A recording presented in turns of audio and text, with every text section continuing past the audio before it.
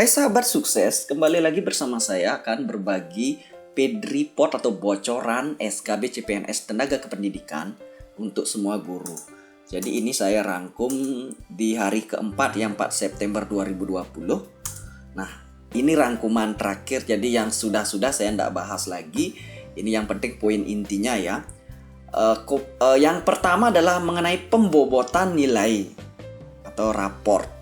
Disuruh mencari berapa sih nilai akhirnya nanti apabila masing-masing nilai harian dikasih bobot. Nah, seperti itu.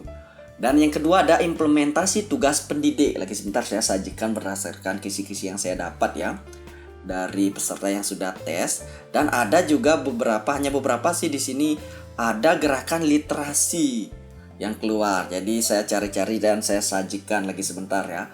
Ada soal tentang indikator, ada capaian hasil belajar siswa yang harusnya bagaimana cara pelaporan yang efektif, seperti itu. Lagi sebentar saya akan kasih soalnya, dan PTK dan tahapan PTK.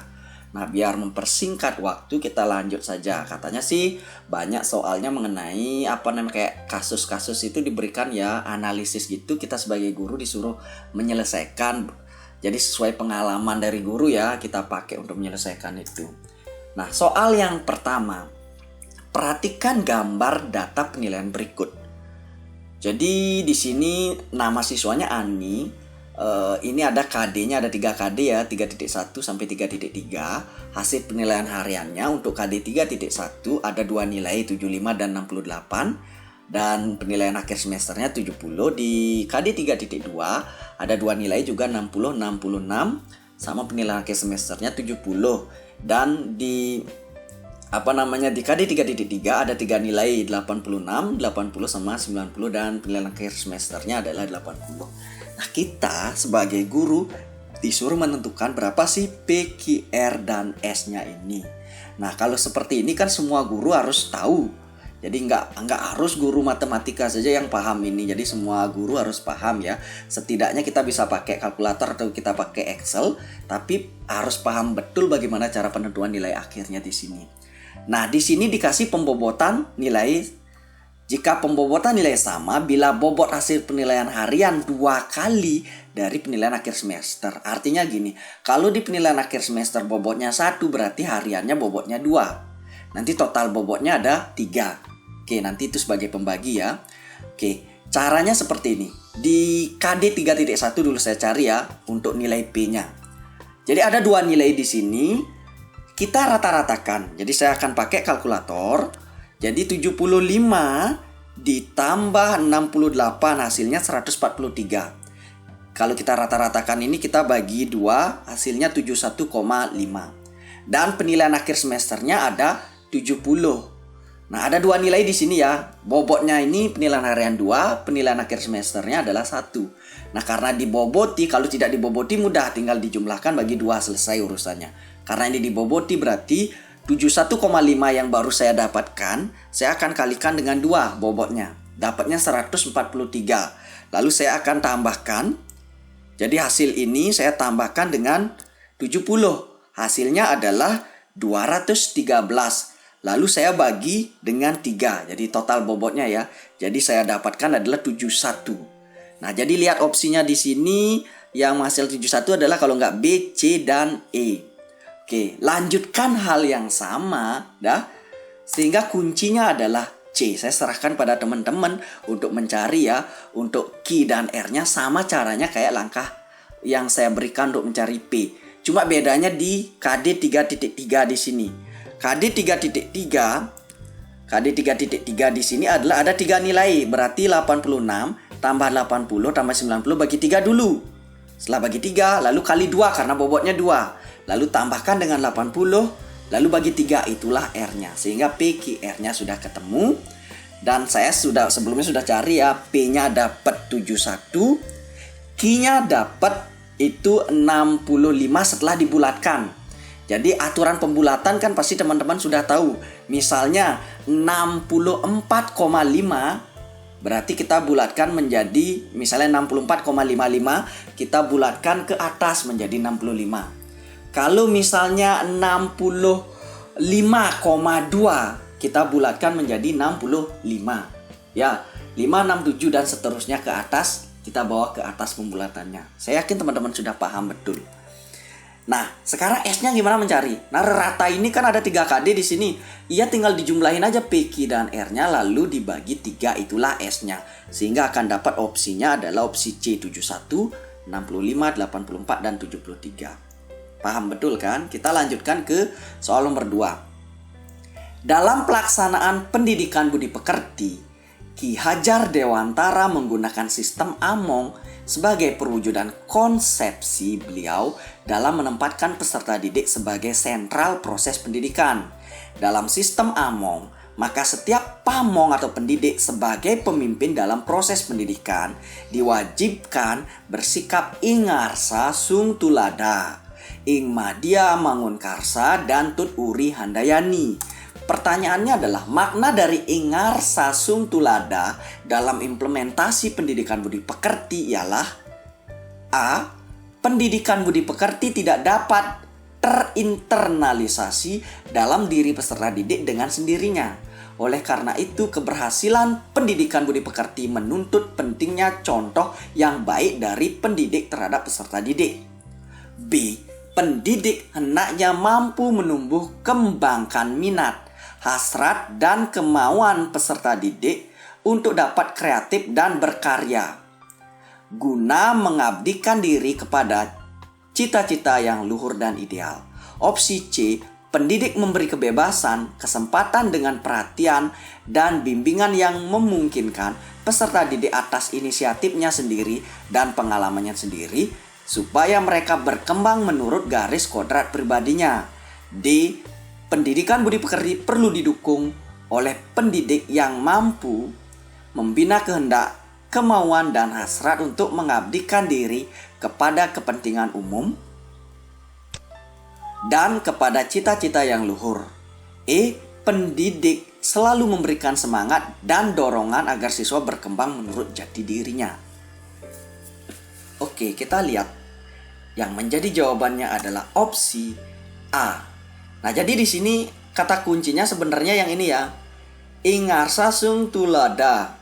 Jadi kalau di depan kita sebagai contoh. Kalau ing madya mangun karsa, kita di tengah ya, yang memberi semangat. Kalau tut uri handayani, kita di belakang sebagai pendorong. Nah, itu kata kuncinya. Jelas sekali ingarsa sung tulada harus memberikan tauladan atau contoh. Jadi opsi yang benar adalah opsi A. Yaitu pendidikan budi pekerti tidak dapat terinternalisasi dalam diri peserta didik dengan sendirinya. Oleh karena itu, keberhasilan pendidikan budi pekerti menuntut pentingnya contoh yang baik dari pendidik terhadap peserta didik. Nah, untuk opsi-opsi yang lain itu lebih cenderung ke implementasi yang bagian poin ini, tut uri handayani dan ing madya mangun karsa. Nah, jelas ya. Kita lanjutkan ke soal nomor 3.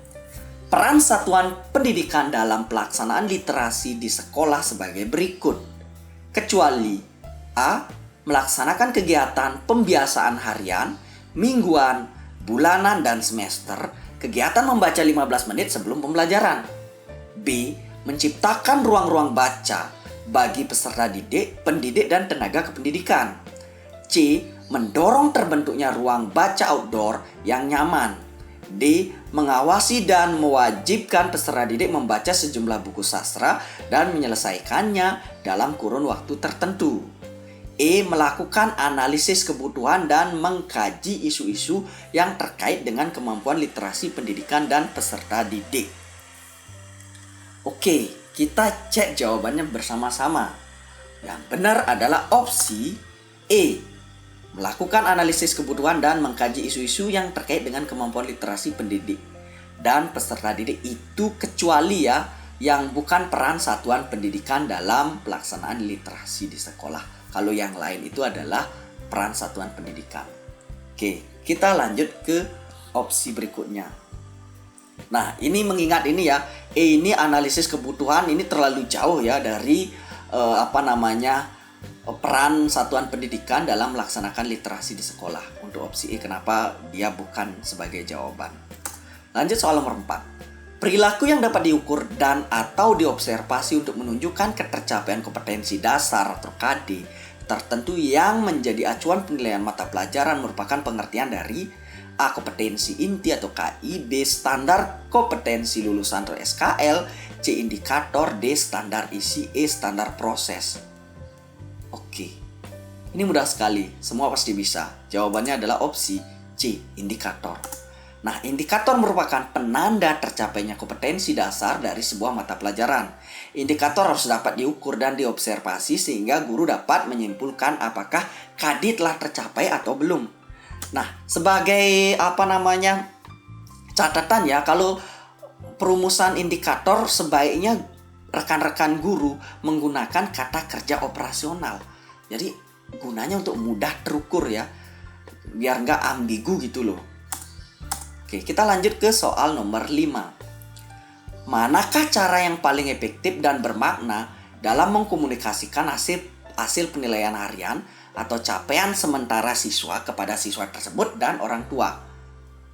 A. Menggunakan angka-angka dan peringkat sementara siswa tersebut dalam kelas. B. Menggunakan angka-angka tanpa disertai peringkat. C. Dalam bentuk kategori. A sama dengan nilai sangat baik, B sama dengan nilai baik, C sama dengan nilai kurang, D nilai kurang sekali. D dalam bentuk angka KKM yang dicapai pada mata pelajaran dan kelulusannya. E dalam bentuk deskripsi tentang KKM yang sudah dicapai dan yang belum dicapai.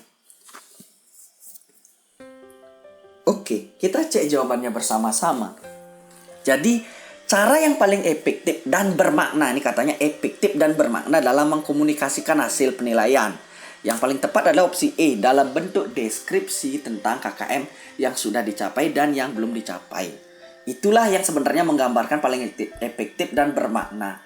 Melihat deskripsi, orang tua atau siswa sudah paham betul apa hasil penilaiannya. Capaian yang mereka selama ini bagaimana. Dilihat dari deskripsi. Kalau dilihat dari angka-angka, misalnya dapat angka 70 gitu loh, pasti muncul pertanyaan, apa sih arti 70 ini?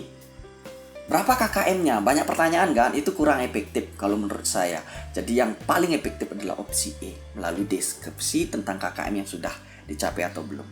Kita lanjut ke soal nomor 6. Setiap guru pasti akan menghadapi permasalahan dalam proses belajar mengajar di kelas. Untuk itu, setiap guru dituntut mampu melakukan pemecahan masalah yang terjadi. Salah satu cara paling tepat yang dapat dilakukan oleh guru dalam mencari solusi dari permasalahan yang terjadi dalam proses kegiatan belajar mengajar adalah dengan A. Meminta solusi dari kepala sekolah, B. Mendatangkan konsultan pendidikan, C. Melakukan classroom action research, D. Menemui orang tua siswa, E. Berkonsultasi dengan dinas pendidikan.